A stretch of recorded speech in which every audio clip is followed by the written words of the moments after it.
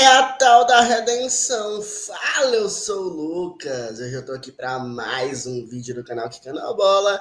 Dessa vez, vídeo sobre futebol brasileiro, futebol europeu, rodada 5 da Champions League e alguns jogos nessa bagunça de calendário do Brasileirão. Alguns jogos da rodada 35, outros da rodada 36 adiantados, né, especificamente de Botafogo contra o Palmeiras, a redenção do Botafogo em relação ao jogo do ano passado e a redenção principalmente do Adrielson e do Atlético Mineiro, né, que perdeu para o Juventude. Os dois vão se enfrentar no final de semana pela Libertadores e aí não vão poder jogar pelo Brasileirão a rodada 36, que sim, tem rodada do Brasileirão no meio da final de semana da Libertadores, da final da Libertadores. É assim que funciona o calendário da CBF de Edinaldo Rodrigues. Então aparece a vinheta. Are you ready for the show? You got a new YouTube channel, you gotta know. Quicando bola, we're kicking it on the field. Talking football, making hearts go wild. Quicando a bola. Yeah, we're kicking it, taking control.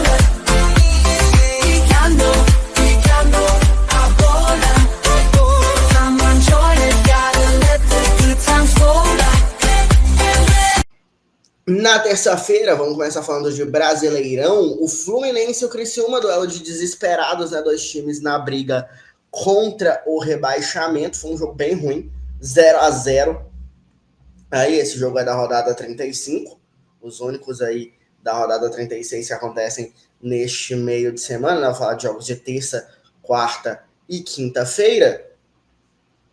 São Palmeiras e Botafogo e Atlético Mineiro e Juventude, mas Fluminense 0 e Criciúma 0, ainda pela rodada número 35, foi um jogo bem chato aí para quem acompanhou, 0-0, os dois times aí somam um ponto, então o Fluminense até teve mais volume de jogo e tudo mais, 19 finalizações contra 10 do Criciúma, mas nessas finalizações aí, a pontaria muito baixa dos dois lados, só 3 no gol para cada um. E no final das contas, um ponto para cada time. O Fluminense chega a 39, o Criciúma chega a 38. Então o Fluminense segue um ponto à frente do Criciúma, um ponto à frente da zona do rebaixamento. O Fluminense fica em 16º lugar, o Criciúma fica em 17º, abrindo aí a zona dos que caem para a Série B. Fortaleza e Flamengo empataram em 0-0 na Arena Castelão. O jogo foi equilibrado, né? O jogo pela 35ª rodada do Brasileirão. E tiveram chances dos dois lados. E o Bruno Henrique chegou até a botar uma bola na trave, né, para o Flamengo. Teve também um pênalti em cima do Bruno Henrique que foi anulado pelo VAR. E mesmo assim, nada de conseguirem tirar o 0 do placar. No segundo tempo, o volante Eric Pulgar foi expulso, né, pelo segundo cartão amarelo, mas mesmo assim o Fortaleza não conseguiu aproveitar a vantagem numérica. O empate manteve o Fortaleza invicto em casa, na 4ª posição, com 65 pontos, 8 a menos que o Botafogo, que é o líder, e 6 a mais do que o São Paulo, primeiro fora da fase de grupos da Libertadores de forma direta. Enquanto isso, o Flamengo segue em 5º lugar, com 63 pontos, 10 a menos que o rival Botafogo, o que acaba com as chances matemáticas de título do rubro-negro, já que tem mais 3 jogos apenas a disputar, podendo somar apenas 9 no total, e mesmo que o Botafogo perdesse todos os seus jogos, ainda assim o Flamengo ficaria um ponto atrás. Atlético Mineiro 2, Juventude 3. Foram primeiros 20 minutos sem muita criação dos times, um Atlético que ficava muito mais com a bola, mas no final das contas foi uma chance para cada lado. Juventude com bicicleta, voleio do Edson Carioca. O Atlético teve uma recuperação, um chutaço de longe que foi na trave do Allan Kardec, mas nada muito mais além do que isso. Aos 22 minutos, o Edson Carioca recupera uma bola na entrada da área, e isso foi muito pelo estilo de jogo do Juventude, que pressionou muito a saída de bola do Atlético até o segundo gol, né? No início lá do segundo tempo, a gente vai chegar lá. O Edson Carioca recupera uma bola na entrada da área, lá aos 22 minutos do primeiro tempo, pelo lado esquerdo, ali do ataque, toca no meio, e o Lucas Barbosa de primeira manda para o gol, então 1-0 para o Juventude. Depois disso, o jogo virou pressão do Atlético, mas sem conseguir bombardear o goleiro Gabriel Vasconcelos, e isso durou até quando o jogo foi paralisado para um atendimento médico, né, que acabou parando o ímpeto do Galo, e o Juventude conseguiu crescer no jogo na reta final do primeiro tempo e criou perigo em chances com bolas paradas no Juventude. A primeira grande chance do segundo tempo foi do Juventude. Aos 8 minutos de jogo, uma arrancada do Mandaca, que deixou o Eric Farias na cara do gol, mas o Matheus Mendes fez uma defesaça. Aos 11 minutos, o Fux levantou a bola na área, o Vargas subiu bem, mas cabeceou para fora. E aí, aos 20, o Gilberto aproveitou o rebote da defesa do Matheus Mendes e fez 2-0 para o Ju. E aí, mais uma vez, assim como tinha acontecido no primeiro tempo, depois de sofrer o gol, o Galo passou a ter mais volume no ataque. Dessa vez, 7 minutos depois, conseguiu marcar o seu gol também. Foi um golaço do Alisson de cobertura na jogada individual, deixou marcado na saudade, deu um toquinho por cima do Gabriel Vasconcelos, e o Atlético dessa vez continuou com ímpeto, estava 2-1, foi crescendo no jogo. Aos 34, o Jadson fez um pênalti em Vargas, e o próprio Vargas bateu muito bem, né?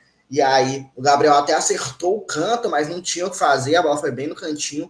2-2, tudo igual. A pressão aumentou, o Atlético estava muito parecendo que ia buscar essa virada nos acréscimos, né? Mas só que aconteceu nos acréscimos foi que o Oyama deu um passe para o Eric Farias, que fez o terceiro gol do Juventude, quando ninguém mais estava esperando uma reação do time gaúcho. 3-2, o Atlético perde mais um aí no Brasileirão, e com isso o Atlético fica em 10º lugar com 44 pontos, 4 a menos que o Cruzeiro, seu rival, que é o 7º colocado, o último aí entre os que estão se classificando para a Libertadores nesse momento. Já o Juventude fica em 13º com 2 pontos a menos que o Atlético, 42, 4 a mais que o Criciúma, que é o primeiro time na zona do rebaixamento. Aí teve Palmeiras 1, Botafogo 3, o jogo da rodada, o jogo do campeonato, né? O Palmeiras tinha passado à frente na tabela na rodada anterior, vencendo o Atlético Goianiense por 1-0. O Botafogo tinha empatado com Vitória em 1-1 e perdeu a liderança, mas o Botafogo conseguiu uma grande vitória no Allianz. O Palmeiras até começou muito bem o jogo, estava muito melhor, estava criando chances, mas estava desperdiçando as chances. Então, o Botafogo consegue no escanteio, que é fato, não foi, mas uma boa jogada. E na transmissão, acho que até foi o Roger Flores que falou: ah, tudo bem, o escanteio não foi, mas teve 3 toques na bola antes da bola entrar no gol. Então, a partir daí, o Palmeiras poderia ter impedido a bola de ter chegado até o Gregor e a bola ter entrado. Então, paciência também, o Palmeiras tem muita culpa nesse cartório. Levou o gol do Botafogo, e o Botafogo parece que tirou 500 toneladas das costas dos últimos jogos, depois de conseguir finalmente botar a bola para dentro, porque quase sempre estava sendo isso, martelava, dessa vez nem estava martelando, mas martelava e não conseguia botar a bola na rede do adversários que se fecharam muito bem, Cuiabá, Criciúma, Atlético Mineiro, e eu acho que o Abel Ferreira poderia ter se inspirado neles, porque eu acho que não seria igual, porque o Palmeiras tem muito mais qualidade para puxar contra-ataque. Então, o Palmeiras poderia se fechar muito bem lá atrás, jogar mais recuado, jogar mais reativo, e quando tivesse a oportunidade de jogar com o contra-ataque a seu favor. Então, eu acho que essa seria a estratégia que eu teria usado. O Abel Ferreira foi para cima e deu ruim, né? Acho que ele poderia ter visto as deficiências claras que o Botafogo tinha em jogar contra as defesas mais fechadas nos últimos jogos, mas o Botafogo jogou muito tranquilo depois que fez o gol, estava tocando a bola com qualidade, ficou muito tempo só 1-0 mesmo, mas aí quando o Marcos Rocha faz a jumentice de tacar a tapa na cara de outro jogador, aí ele é expulso e abre a porteira, né? O Botafogo faz 3-0, né? Depois o Savarino e o Adrielson, que história também do Adrielson, né? Literalmente o Adrielson no ano passado foi o expulso que começou a reação do Palmeiras. Agora o Adrielson faz um gol com o Palmeiras com a menos depois de um jogador expulso. Chora, vai às lágrimas, o futebol é bom demais, tem roteiros assim que são inacreditáveis. E aí ainda tem um gol ali de fora da área do time do Palmeiras, né? Que consegue diminuir, querendo ou não. O campeonato pode até ser decidido no saldo de gols, então o gol do Richard Rios pode acabar sendo decisivo, mas no jogo em si não valeu mais muita coisa, né? Foi realmente uma vitória impactante do Botafogo contra um Palmeiras que não jogou bem. Teve um momento ali de mais pressão no início do jogo, mas em geral não jogou bem. Lembrou até um pouco o jogo contra o Corinthians, né? Que não foi mais uma atuação boa do Palmeiras, apesar de ter começado pressionando bastante seu adversário. E aí, nessa terça-feira, também teve rodada da Champions. O Atlético de Madrid venceu por 6-0 o Sparta Praga. Jogaço aí do time do Simeone, que precisava dar uma resposta, né? Não estava muito bem aí na Champions. Venceu na última rodada o Paris Saint-Germain. E agora vence de goleada o Sparta Praga. Duelo aí bem dominado pelo time espanhol, saiu na frente com o Julián Álvares, ainda no primeiro tempo fez 2-0 com o Marcos Llorente, recebendo a assistência do Conor Gallagher.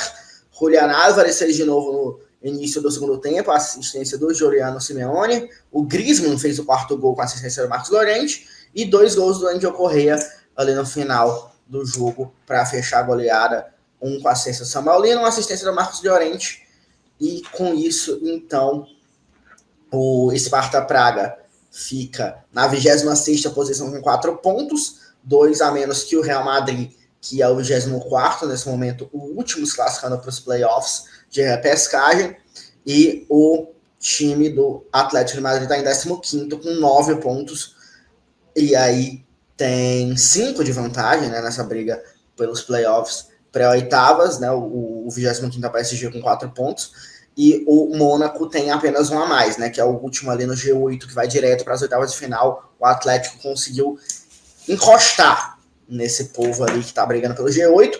Lembrando que o 12º colocado, que é o Lille, tem 10 pontos também. Então, tem muita gente com 10 pontos empatados, desde o Leverkusen no 6º, passando pelo Mônaco, o último que vai direto para as oitavas, chegando até o Lille em 12º, que vai para os playoffs de repescagem nesse momento. Slovan Bratislava 2, Milan 3. Jogo com emoção, teve jogador expulso do lado do Slovan, mas só ali na reta final, com 2 cartões seguidos por reclamação do Marco Tolic, que foi bem tolo, digamos assim, né? Mas o Pulisic abriu o placar com a assistência do Tammy Abraham. Depois o Barzeghian empatou para o Sparta Praga. O Rafael Leão, no segundo tempo, fez 2-1. Depois o Tammy Abraham fez o dele, 3-1. Na reta final, o Nino Marcelli diminuiu para o Slovan Bratislava. Poderia ter ido nesse ímpeto, jogando em casa, buscar um gol de empate, mas não, o Tolic foi expulso. E ficou por isso mesmo, vitória por 3-2 do Milan. Com emoção, o Milan então chega a 9 pontos, 16º colocado, e abaixo até do próprio Atlético de Madrid, que eu já tinha comentado, pelo saldo de gols, né? Nesse momento, o Atlético de Madrid tem 2 gols de saldo, o Milan também tem 2, na verdade, o Atlético tem 1 gol a mais, pro 11 contra 10 do Milan. O Barcelona meteu 3-0 no Brest, e foi uma grande vitória, num time que teve resultados um pouco oscilantes nas últimas rodadas de La Liga, e conseguiu dar uma resposta aí bem boa na Champions contra o Brest, uma das sensações dessa Champions. Lewandowski com 10 minutos de jogo já meteu de pênalti, depois no segundo tempo o Gerard Marin deu assistência para o Dani Olmo, e o Alejandro Balde nos acréscimos deu assistência para o segundo gol do Robert Lewandowski. O jogo foi completamente do Barcelona, pouquíssimos momentos de perigo ali do time do Brest, que só finalizou 2 vezes no jogo inteiro, contra 19 finalizações do time do Barcelona, que meteu 3 gols e ainda obrigou o goleiro do Brest, o Bizot, a fazer 4 defesas. Barcelona é o terceiro colocado nesse momento, tem aí 3 pontos a menos que o Liverpool, que é o líder, e fica aí então na terceira posição, com 12 pontos. O Brest está em 11º, com 10 pontos, e nesse momento indo para os playoffs de repescagem, mas com a mesma pontuação do Mônaco, né? Seu compatriota de liga, que está ali com 10 pontos também em 8º lugar. O Leverkusen venceu 5-0 o Red Bull Salzburg, outro time que também estava precisando dar respostas, até bem mais que o Barcelona, e conseguiu. Um jogo aí dominado também pelo time alemão contra o time austríaco. O Florian Wirtz fez um gol cedo também, com um pênalti que foi sofrido pelo Patrick Schick. O Alejandro Grimaldo logo depois fez um gol de falta. O Florian Wirtz, ainda no primeiro tempo, com a assistência do Grimaldo, fez 3-0, o segundo gol dele, do Wirtz. O Patrick Schick recebeu a assistência do Jeremy Frimpong e o Alex Garcia, com a assistência do Florian Wirtz, foram os responsáveis pelo 4º e o 5º gols aí no segundo tempo. O Leverkusen soma mais 3 pontos, fica na 6ª colocação, está indo direto para as 8º nesse momento com 10 pontos. 5 a menos que o Liverpool, que é o líder. O Red Bull Salzburg é o 32º colocado, com 3 pontos aí. Entre vários times que tem 3 pontos, ele tem o menor saldo, menos 12 gols de saldo aí para o time primo do Bragantino. Bayern de Munique 1, PSG 0, um jogo que o Bayern foi melhor, até talvez para ganhar demais. O PSG não jogou bem, apesar de que teve momentos também em que conseguiu equilibrar mais o jogo. Não foi um amplo domínio de nenhum dos dois times. O primeiro tempo foi melhor que o segundo, o primeiro foi mais emocionante, digamos assim, com mais tentativas. O PSG tenta aquela pressão na reta final para ver se consegue alguma coisa, mas o Kim Min-jae e o Upamecano, que eu criticava muito no começo da temporada, jogaram muito, e assim, desde aquela partida da goleada do Barcelona na Champions contra o Bayern de Munique, o desempenho defensivo do Bayern de Munique melhorou num ponto de que eles não levaram mais nenhum gol. O último gol que o Bayern de Munique sofreu na temporada foi do Rafinha, o terceiro, do hat-trick.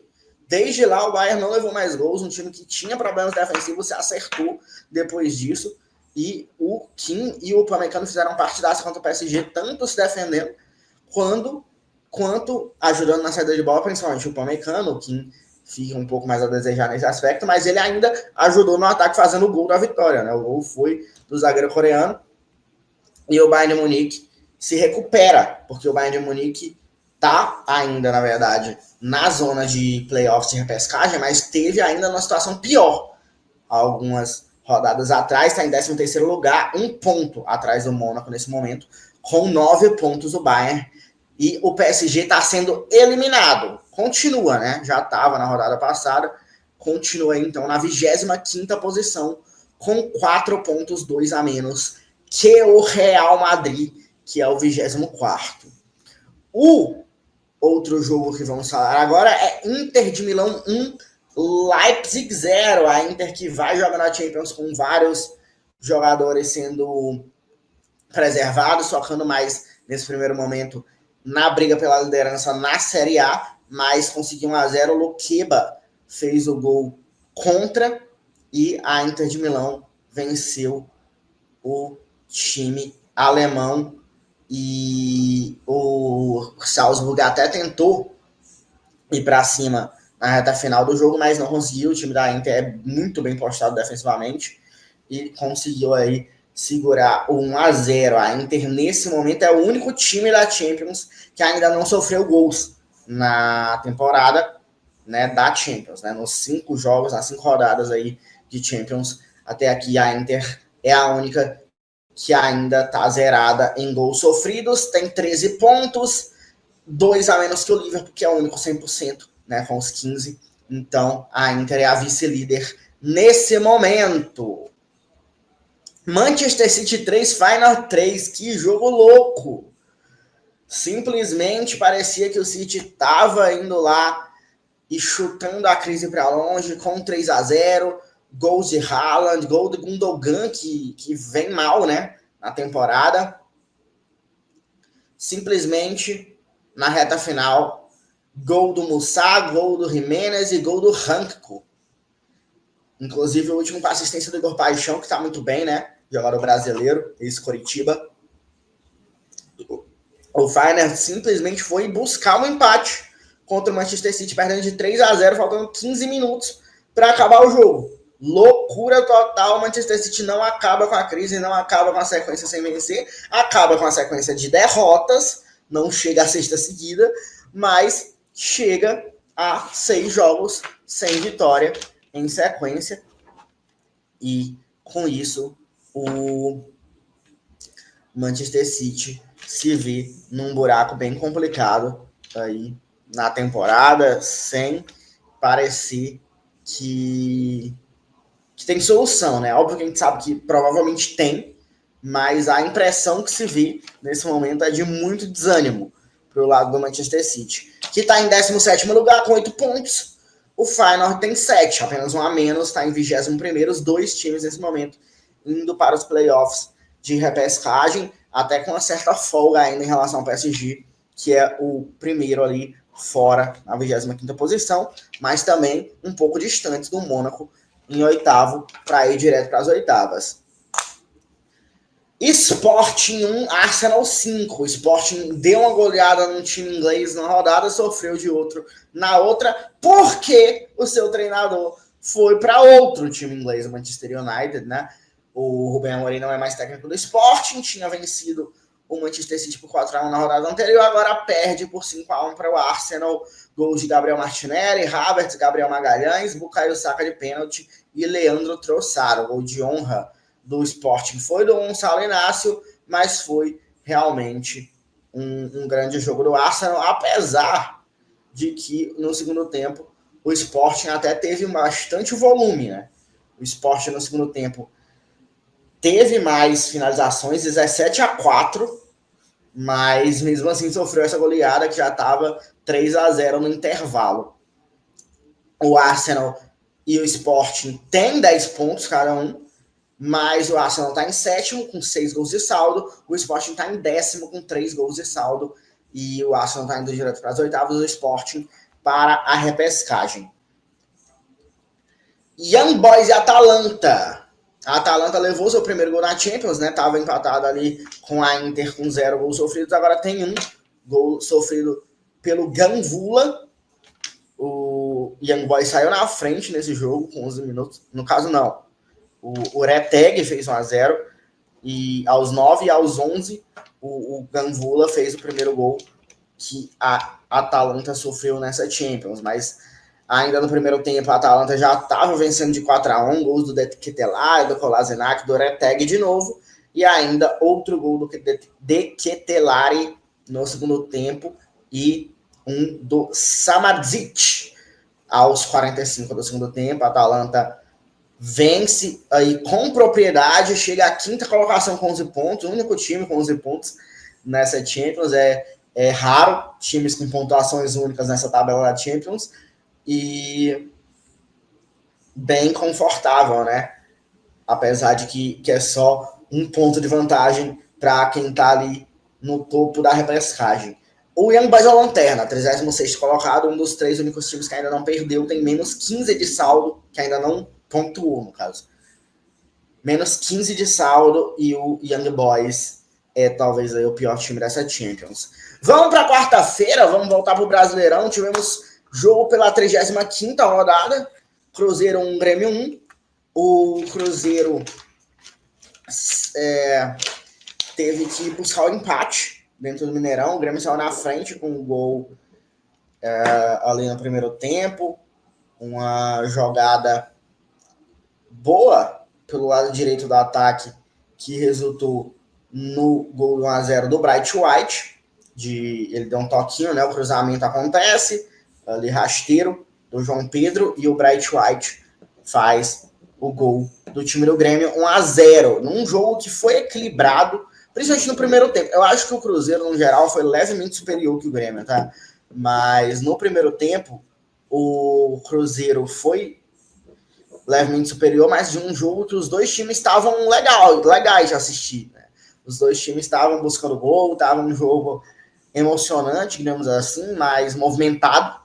Na segunda etapa, não, achei um jogo bem mais morno, sem muitas emoções, com o Cruzeiro ficando muito mais com a bola, muito mais no ataque, mas sem muita efetividade também.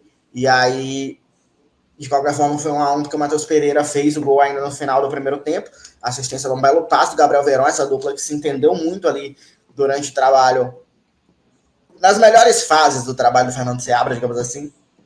O Gabriel Veron não vive grande fase, mas jogou bem, eu acho, nesse jogo contra o Grêmio, e deu uma assistência bem boa aí para o Matheus Pereira, foi um golaço, tanto a finalização quanto o passe foram bem bonitos, então aí o Cruzeiro empata com o time do Grêmio em casa, cada time soma um ponto, o Cruzeiro com isso segue ali na zona da Libertadores em sétimo lugar, com 48 pontos, um a mais que o Bahia, que tem 47. O Grêmio fica com 41, abre 3 de vantagem para o Criciúma, que é o primeiro time da zona de rebaixamento. Estrela Vermelha 5, Stuttgart 1, voltando para a Champions, agora na quarta-feira, o resultado mais surpreendente, né? O Stuttgart, que é um time forte, um time bom, simplesmente foi lá na Sérvia, levou uma goleada. Saiu na frente com o Demirovic, mas um gol do Vumpa, um gol do Krunic, um gol do Ivanic e 2 gols do Radonjic para o Estrela Vermelha. Simplesmente um sacode. O Stuttgart teve mais de 70% da posse de bola, mas mesmo assim sofreu uma goleada de 5-1 para o time sérvio. Um dos resultados realmente que ninguém esperava. O Stuttgart fica com 4 pontos. Lembra, o Stuttgart deu trabalho para o Real Madrid, por exemplo. O Stuttgart ganhou da Juventus nessa Champions e levou uma goleada do Estrela Vermelha. Tá com 4 pontos em 27º, sendo eliminado.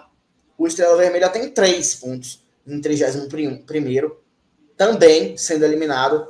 O Real Madrid, como eu já disse, é o 24º, com 4 pontos. O último ali, que, com 6 pontos, o último ali se classificando para os playoffs. Sturm Graz 1, Girona 0. Outro time que foi sensação na temporada passada e que perde para um time bem alternativo, né, que é o Sturm Graz, outro time aí da Áustria, além do Red Bull Salzburg. 1-0, gol do Bieré. E o Sturm Graz conseguindo somar 3 pontos, conseguindo somar seus 3 primeiros pontos na Champions, ultrapassando o Girona na tabela. Girona muito mal depois de perder seus grandes jogadores. E o Sturm Graz está em 29º, o Girona em 30º, por causa do saldo de gols. O Sturm Graz tem menos 4, o Girona tem menos 5. Os dois estão 3 pontos atrás do Real Madrid, que é o 24º. Jogo bom, Mônaco 2, Benfica 3. Jogo bem disputado. O Mônaco teve expulsão, o que dificultou ali na reta final. Xingou, fez uma falta, levou o segundo cartão amarelo. Tinha levado o primeiro por reclamação no início ou no final do primeiro tempo. No início do primeiro tempo aconteceu, foi o gol do Mônaco. O Seguir fez 1-0, empatou o Benfica no início do segundo com o Pavlidis. O Mônaco voltou a ficar na frente do placar mesmo com 1 a menos. Gol do Magassá, mas teve a virada. Gols do Arthur Cabral e do Amdouni ali na reta final. Vitória do Benfica, que pressionou ali no final do primeiro tempo, pressionou no final do segundo tempo e conseguiu buscar essa vitória com 2 assistências de Di Maria para os gols decisivos. Não cansa de ser craque Ángel Di Maria. Jogo aí meio decepcionante. Já estão vendo Juventus 0-0, com os dois times produzindo pouco, dois times que se espera bastante, né, nessa temporada, mas que acabaram ficando no 0-0. O Aston Villa somou 1 ponto, fez 10 no total, aí tá em 9º, a Juventus com 8, os dois estão na zona de playoffs. O Aston Villa é o último, né? No caso, o primeiro. nessa classificação do 9º ao 24º. Por muito pouco ali, ele não está na parte que vai para as oitavas de final diretamente, porque o Mônaco tem ali 5 gols de saldo, a Aston Villa também, mas o Mônaco tem 12 gols marcados, a Aston Villa só 6. É um time até mais equilibrado, talvez, a Aston Villa, por isso está sendo prejudicado. 6 gols marcados, um gol sofrido só ali, enquanto o Mônaco sofreu 7 gols, mas fez 12. Aí, como critério é gols marcados, está na frente do Aston Villa. Bolonha 1, Lille 2. O Lille tá bem demais na Champions, né? 2 gols do Mukau, conseguindo aí a vitória para cima do Bolonha de Lukumi, que fez o gol aí do time italiano. O Lille está em 12º com 10 pontos. O Bolonha tá mal. 1 ponto apenas, 33ª posição, à frente apenas dos times que ainda estão com 0% de aproveitamento. Leipzig, Slovan e Young Boys. Celtic 1, Clube Bruges 1. Empate entre o time escocês e o time belga. Começou com um gol contra do Carter Vickers do Celtic para o Clube Bruges, mas no segundo tempo Maeda conseguiu fazer o gol de empate 1-1, um gol para cada lado, 1 ponto para cada lado, e os dois times na zona de classificação para os playoffs da repescagem. O Celtic tem 8 pontos, o Clube Bruges tem 7, o Celtic é o 20º colocado, o Clube Bruges é o 22º. Dinamo Zagreb 0, Dortmund 3. Vitória aí, goleada total, vice-campeão, gols do Gittens, do Benzebaini e gol do também Guirassy. No finalzinho do jogo, Guirassy consegue fazer o terceiro gol do Borussia Dortmund, 3-0 para o Dortmund, 3 pontos, aí deixando o time com 12 no total, em quarto lugar, atrás do Barcelona por causa do saldo de gols. O Barcelona tem 13 de saldo, o Dortmund tem 10, e o Dinamo tem 7 pontos, é o 23º colocado, está à frente, inclusive, do Real Madrid, e está 3 pontos à frente do PSG, que é o primeiro eliminado na tabela. Liverpool 2, Real Madrid 0, um jogo que ficou barato até esse placar. O Liverpool jogou para ganhar demais, dominou o jogo inteiro, com um jogo muito direto, muito vertical. O time da Arne Slot tem uma coisa que ninguém tá falando, assim, ou se tá falando, tá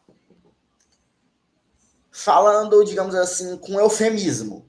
Mas o trabalho do Arne Slot até aqui é muito melhor do que o dos últimos 2 anos do Klopp.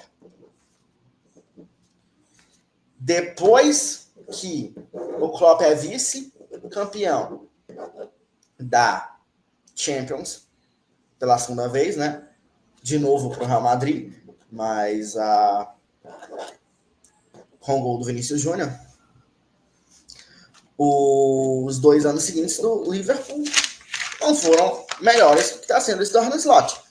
Então, né, numa delas ele não consegue nem se classificar para a Champions, e na outra ele até chegou a brigar pelo título, né? Brigou por todos os títulos, mas acabou perdendo.